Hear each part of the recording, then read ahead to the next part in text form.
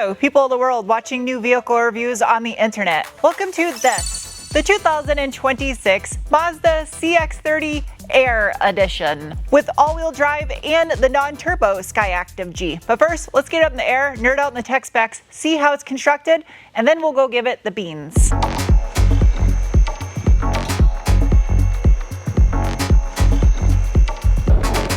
First things first, this is a tiny little Mazda bubble. It's way back here. Dual outlet stainless steel muffler, just like its Mazda 3 sibling, has little arrow fins welded to the side of the muffler. Providing the traction out back for the iActive all-wheel drive system is a clutch-based rear differential unit with a 4.367 final drive ratio.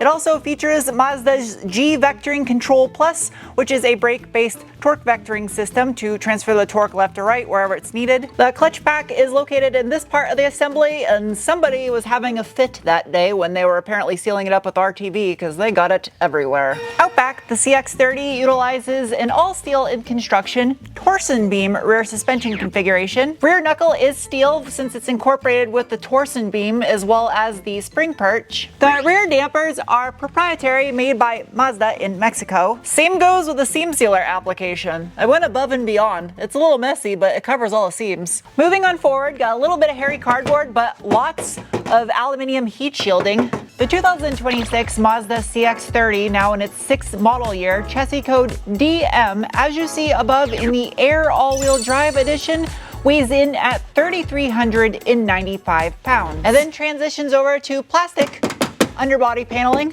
two-piece painted steel drive shaft, X-brace for chassis stiffness, another heat shield with another steel cross member going across. Up above that, there is the carrier bearing for the two-piece drive shaft. In the sound department, the mid-pipe, again, all stainless with a single resonator in the middle, and it measures in at approximately 52 millimeter and change diameter, or about 2-inch SAE.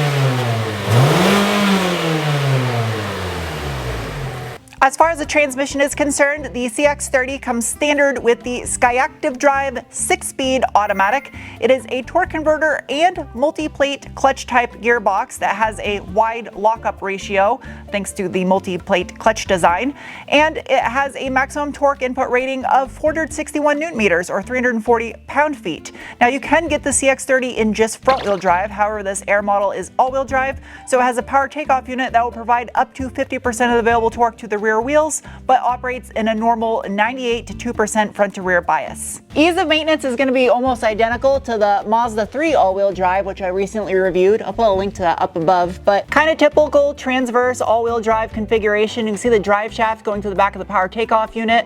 The exhaust takes up most of the room since it's got a 4-to-1 manifold. Yeah, I mean, you got all this heat shielding and paneling, so it's kind of hard to see. The steering rack is speed sensing electric power assist with a 15.9-to-1 ratio or 2.8 turns lock to lock. Up front, it utilizes an all steel in construction McPherson strut style suspension configuration. Front knuckles are cast iron, and I guess that's one way of letting your boss know you inspected the welds entirely, with just sidewalk chalking it up, I guess. Again, paired with a set of those proprietary Mazda coilover strut assembly front dampers. Since there's no anti-sway bar in the rear to measure, the front one comes in at approximately 23 millimeter and change diameter. Under engine cover is kind of like a composite cardboard material. Get a little access door for oil changes and a scoop for cooling. And then plastic under the chin right here. You got some little scoops on the sides. All right, it's time for the braking test. Nothing behind me. Ready, set, stop. Wow, those so soft. So soft on the initial touch of the brakes. Smooth like melting butter in a pan. A little bit aggressive ABS at the end of the pedal travel and a little shimmy left to right, but came to a shorter stopping distance than I was expecting. That braking was just made possible thanks to a single piston front caliper with a 295 millimeter or 11.6 inch front rotor. The wheels on the AIRE Edition are an 18x7 with a positive 45mm offset alloy, wrapped in a set of two 15/55 18-inch Bridgestone Turanza EL440 tires. Inner fender liners are plastic, easy to clean, got some textured black plastic over fenders, quite a bit of ride height here because this is not a Mazda 3, it's a CX30. Got the little amber DRLs down below, and behind the front grille, upper and lower, you have active grille shutters. Rocker areas and side skirt are all done in textured black plastic. Inner fender liners are hairy cardboard until you get to the rear portion, then it's actually plastic. Out back, you have another single piston caliper. However, you go up to a 302mm or 11.9-inch rotor because of the inner parking brake drum. Wheel and tire, same size as you have up front. In the name of science, it is now time to give it the beans. But first, assessment of bolstering. You know what?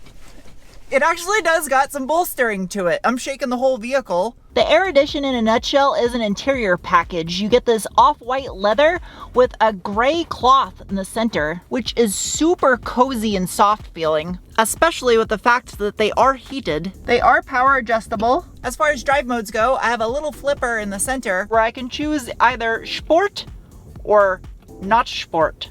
Unfortunately, because this is the all-wheel drive model, they don't give you a traction control button. Instead, you get a little CX30 cartoon tackling some moguls off to the side. As far as manual mode goes, you can slap the drive selector over to the left and use it sequentially style up and down to change gears. There are no flappy paddles in the back of the steering wheel, sadly. I don't really feel like that's going to play a huge role in this thing's straight line performance, so we'll see what this thing can do. Give it a little assistance and let it eat. Ready?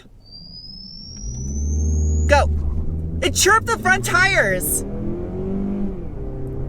little bit of a hesitation when it grabs second. Sounds mean, sounds pissed. That's good.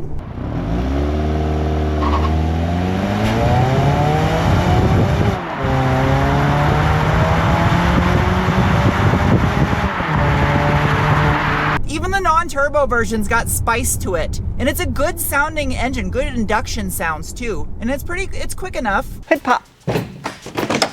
That is a heavy hood. That's a very heavy hood. It does not have hood struts. Underneath the hood of this 2026 Mazda CX30 is the Skyactiv G PYVPS, which is a all aluminum 2.5 liter dual overhead cam naturally aspirated 4-cylinder that produces 186 horsepower at 6,000 RPM and 186 pound-feet of torque at 4,000 RPM.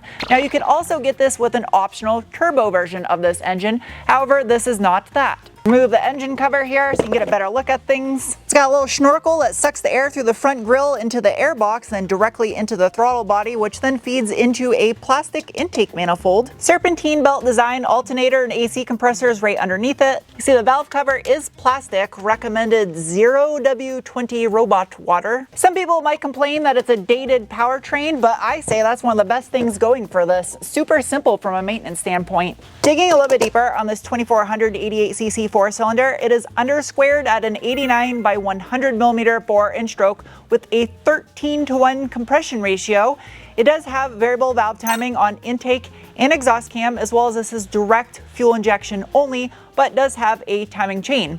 Also, with that Skyactiv G technology, which is why it has such a high compression ratio, it employs a 4:1 exhaust manifold out the back side there. It's not cast directly into the cylinder head like you're starting to see on almost all modern engines. The downside of that design, though, is it does push the engine pretty much in front of the two strut towers weight distribution wise. A little tricky to see, but does utilize a vacuum-based brake booster. 12-volt battery and fuse box over here on the left side of the bay. That's cute. The top of the inner fender liner has Mazda stamped into it. While I do appreciate the simplicity of the non-turbo power plant in this, I will say the biggest advantage of a CX30 over its main rival, the Subaru Crosstrek, is the optional turbo engine, which makes this thing into like a little rally rocket. Engines engage! Roar! Sounds angry. All right. Little CX30 bubble, how you do? It's just it feels happy to take a corner. It's a happy feeling little car. The sport mode keeps the revs up. That's very noticeable right off the bat. Yeah, it's got some body roll to it, and because it's a shorter wheelbase, it's got a little shimmy to it. A similar comparison, but not really a similar comparison, But in the fun factor and character would be the Chevy Trax that are reviewed. The Chevy Trax does feel a bit cheaper, but also has a lot of character to it. The buzzy little 3-cylinder. This is quite a bit quicker, and the turbo model would absolutely destroy Trax, but fun and make you smile while you're driving it, they both achieve the same thing. 95% of the time, if there is a car version of a crossover, I will always recommend the car version over the crossover version. This is one of the few instances where I think I actually like the crossover version better than the car. I do really like the Mazda 3. I think it's a great car. It's sedan or hatch form. But this thing is just, it makes you happy because it's cute. It's a cute little vehicle. I mean, Mazda's thing back in the day was zoom zoom, and they are about putting passion in the driving experience. I wouldn't say this lacks passion, but with the torsion beam rear suspension, I mean, that's the Achilles heel of this and the Mazda 3. It's just not a performance oriented rear suspension setup. It kind of feels like if you were to crawl on the floor and only use your arms to pull yourself along and not move your legs whatsoever, and the rest of your body just follows you. That's what this and the 3 kind of feels like when you're trying to push it and enjoy it. The CX30, just like the Mazda 3, I feel they kind of shine on-road more in the non-turbo version, just because they're not going to wow you in the suspension and handling department. Off-road's a different story though. The CX30 was a lot of fun off-road. Right there, just going over that little bump, got a little shimmy because it's short wheelbase. The suspension it's got a little sliver of stiffness to it. I do feel like you could go on a long road trip in this and your ass wouldn't fall asleep for a while. Now, I want to try out the manual mode in this thing. It's the same transmission I was in the Mazda 3 I just reviewed not too long ago. So, should be about the same. The lack of paddle shifters for a manual mode is kind of a buzzkill. But what is pleasant is the placement of the shifter in here. This feels ergonomically like it was designed to have a 3-pedal setup with a manual transmission. Just the feel of everything feels like it would just fit and work in here. Roll into it. Snappy throttle response will shift for me. It did. Even in manual mode, it did shift for me when it got to red line. So it's not a true manual mode per se like that. But I will say this Skyactiv Auto is more engaging to drive in a performance manner. That's why it is a buzzkill. It doesn't have paddles, because it is fairly responsive on the shifts, up or down. It does a good job. Storage capacity of the Mazda Bubble. Where's the button? Where are you? What the f? It's a small vehicle, but it's got a useful amount of storage capacity considering how tiny it is. And actually pretty good in the fabric department, lining it back here. It feels higher end, soft. Lift up on this. Oh, you got no, it's a donut. It's a good sized donut though. And a jack, some tools, some foams.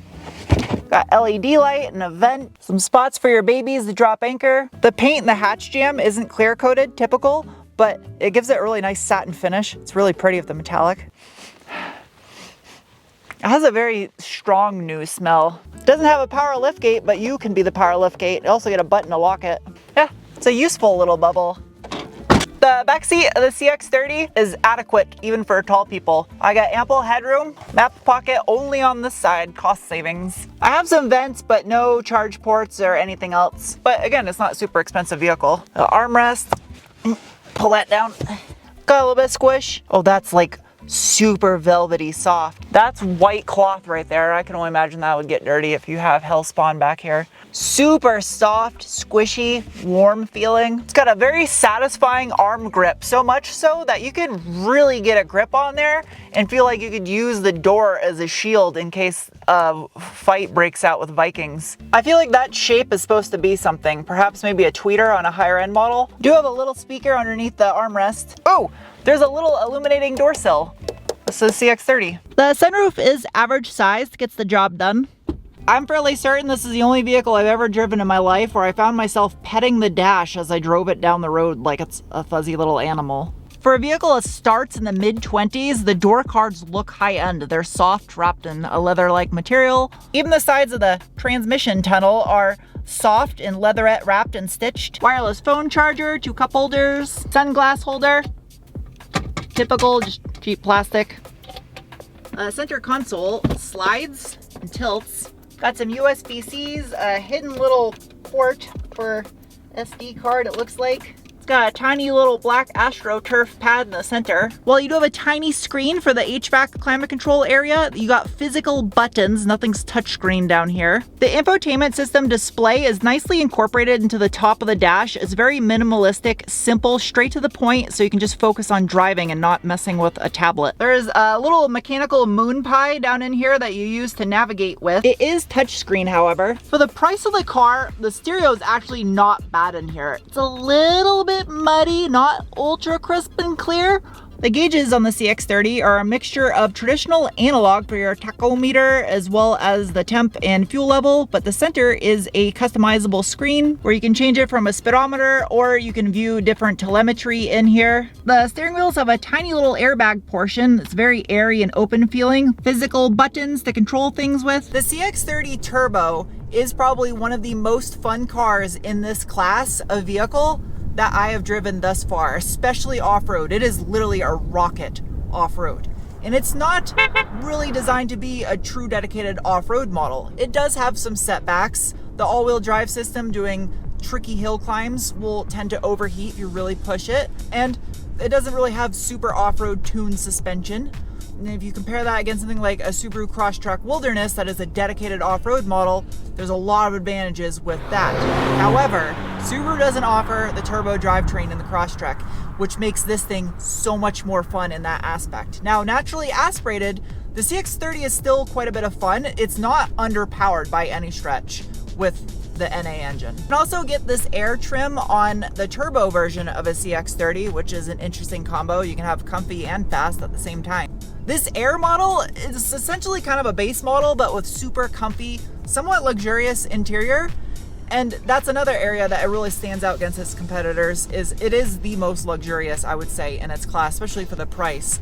Mazda doesn't offer a ton of colors in the CX30, but the colors that they do offer really complement the design of the vehicle. Fuel economy wise, the naturally aspirated CX30 is great. It doesn't really use all-wheel drive unless it needs it, so it's essentially two-wheel drive the whole time, which really helps in its fuel efficiency. And as far as pricing goes, this one just being a smidge over $30,000 with how it looks on the inside especially and how it feels, I think is fantastic value. I think if I had one of these things, the dashboard would be wore out just from me randomly going down the road and making carpet triangles on my dashboard, writing messages on it.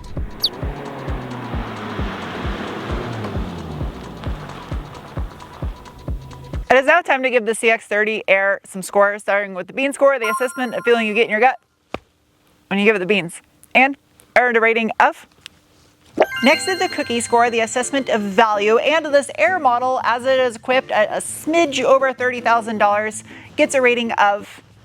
Followed by the toaster score, the negative assessment of how much of a disposable appliance a vehicle is, and it gets a rating of. Followed by the wrench score, the assessment of ease of maintenance, and it earns a rating of. If you're looking for an off-road assessment of the CX30, I did one in the turbo model. So as far as handling goes, it gets a rating of. And lastly is the penguin score, the assessment on how much I personally like a vehicle. And the CX30 AIRE gets a rating of. Well, it does have some flaws here and there. The torsion beam rear suspension, not totally in love with when it's paired with the turbo engine. I will say the CX30 is probably one of my favorite models that Mazda currently produces other than the MX-5. So anyway, hope you guys enjoyed this review. I'll see you soon with another. Bye. This video is sponsored by me, my very own car detailing product company, RoboBubble, made in USA. And if you'd like to use what I use to keep my cars clean and also support this channel, this is how you can on my website, sarahandtune.com. Thanks.